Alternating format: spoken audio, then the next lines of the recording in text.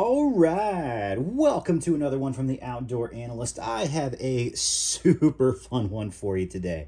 If you wouldn't mind, before we jump in, take a second and click that subscribe button if you haven't before.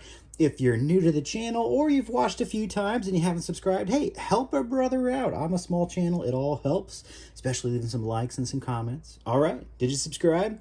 Thank you. I really do appreciate that. All right, let's dive into a brand you may have never heard of. This is Redbeard Blades. He is a custom maker. This guy is a fantastic dude. His name's Josh. He's an ex-Army Ranger.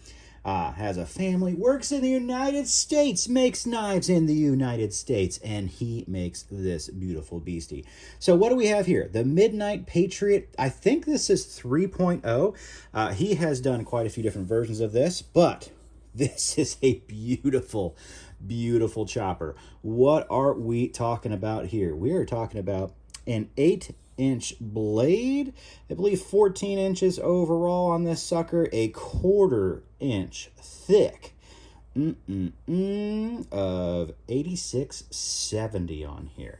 And this puppy, believe you me, comes from a 1/4 inch and gets down to a wicked thin and pointy and slicey edge. It is a lovely saber grind, but it almost basically spear points up here. It gets pretty wicked for stabbing, and it is very thin, but I have also stabbed this into tons of trees, and actually so has Josh. He took this thing out before and just beat the crap out of it, then refinished it just to see, hey, is it going to hold up?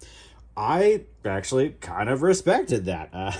It came to me looking brand darn new, but I knew that this thing was going to hold up. Now, this has been a chopper on the property. For me, it's been just a property knife, which means taking down tons of saplings. It's been also a lot of fun just to essentially split kindling, make bonfires out there as well. Chop down trees. I've taken 3-inch trees with this knife as well. And it also feathers incredibly well, because this comes down to what is almost an unbelievably thin edge for a knife this size. It is huge, hugely thin. I don't know where I'm really going with that, but all I can say is this thing makes feathers like nobody's business, zips through saplings like nobody's business, and bites into wood very deep. So when you're going after trees, it'll bite in an inch easy, maybe more, just because of how thin it is. And 8670, if you didn't know, is an incredibly strong and tough steel. It's meant to take a beating.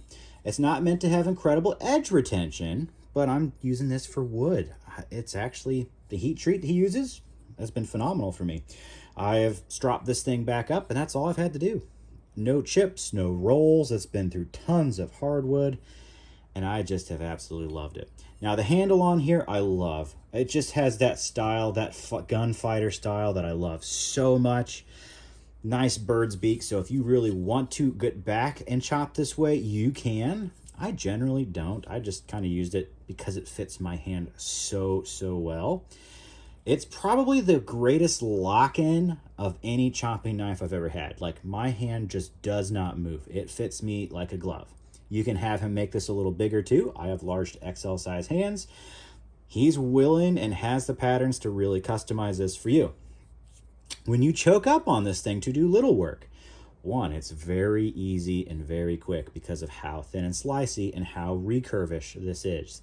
Yep, you have a lovely recurve on here, which I really enjoy.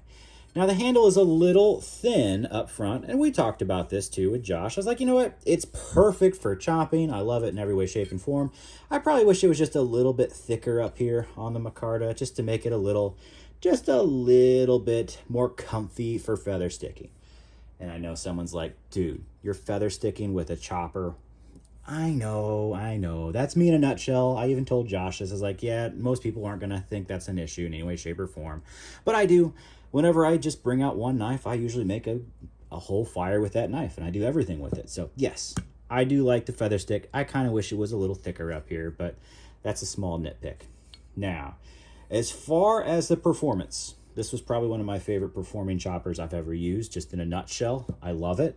I need to get a better sheath for it. I've been using this old Ontario Knife Company SP5 sheath, which works, but I've been just carrying around this thing and that for forever, and it's fine. This is one of the nicer sheaths that Ontario made back in the day, but I do need to get a nicer one for it, no doubt.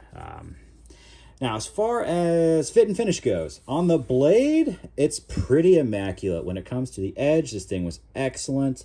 The steel on here, really good fit and finish from Micarta. Not everything was perfectly aligned. A few little bits off there. I gotta say, you know, if you're gonna put that much money into a custom, make sure all your scales are perfectly aligned on there. I think this is just aesthetics only. There's a little divot there. These aren't perfectly symmetrical as far as the look of that goes. Not the end of the world, but when you do notice something, you know, you gotta say it. Just about everything else is pretty much spot on all the way through. So just a few little things I'd say, maybe keep an eye on it. You're gonna have nitpicky people when you spend that much money on a custom that'll notice like it's not pure perfection. So keep an eye on that, but otherwise, I am dying to actually get another knife from him. I want one of his smaller knives, without a doubt.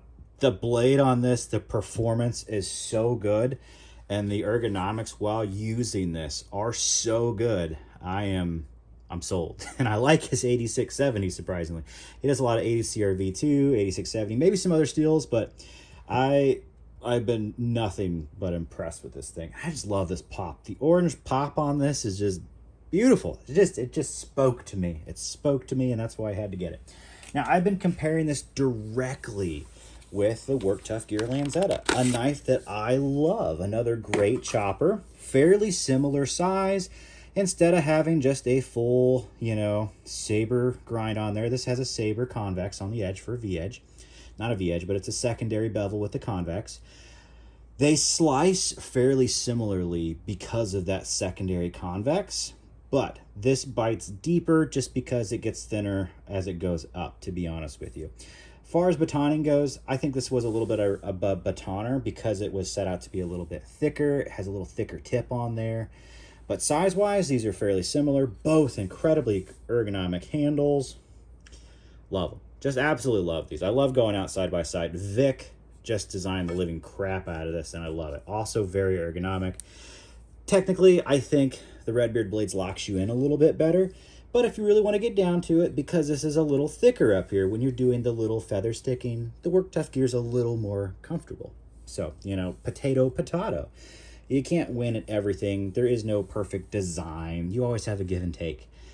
And these are excellent knives. Just kind of wanted to give you a size comparison. When you're talking about choppers, it's nice to see other things out there. That is for sure.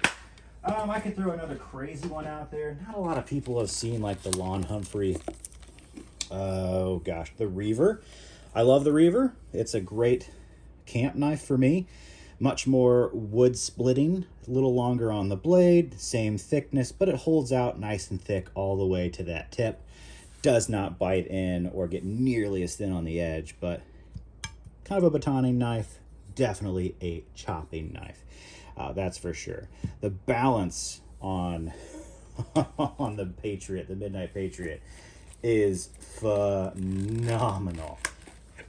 Just absolutely phenomenal. I love the balance on this thing. It's not so overly forward heavy that it's insanely chopper-esque. It's just so well balanced. It's a little bit forward heavy, as it should be, but it's about right there on the finger choil as far as the balance goes.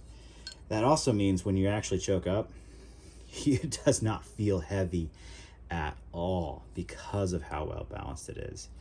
So yes, this knife is such a win. If you have not checked out Redbeard Blades, I would. I really want like his B4 and Mako. Like I want the line from him, no doubt.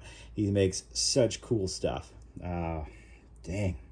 So yeah, really a fan. Very a custom knife. It is not cheap. These are truly American-made customs. He pretty much makes them to order. I picked this up essentially as a leftover from Blade Show, so I got lucky, I feel like, honestly. This one didn't leave Blade Show, so thank goodness I was able to take that home. Well, it left Blade Show. It was like one of the only rare knives that did for him. So super cool. I was able to pick it up And yeah, I plan on hopefully being able to get more knives from him. His work is, the design language is great. The actual, the execution is just what makes this knife so good. It's just so good in the woods, so good on the property.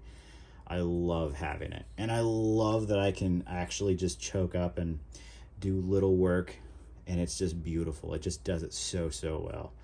So yeah, big fan. If you have some other thoughts on some choppers kind of like this, let me know. I really love this style. I know like the Work Tough Gear Pouzon Bowie in my mind has a handle that kind of seems a little bit similar to this. I'm also really interested in trying that knife out whenever it actually gets back into production. That would be super, super cool. But man, love this thing. I absolutely love it. I don't plan on having this go anywhere. I've had a few people want to borrow it from me. I will be sad to let it go for a little while, but definitely will. Just so other people can experience like this guy's work. It's pretty immaculate, to be honest with you. All right. Thanks for hanging out, and I will catch y'all on the next one.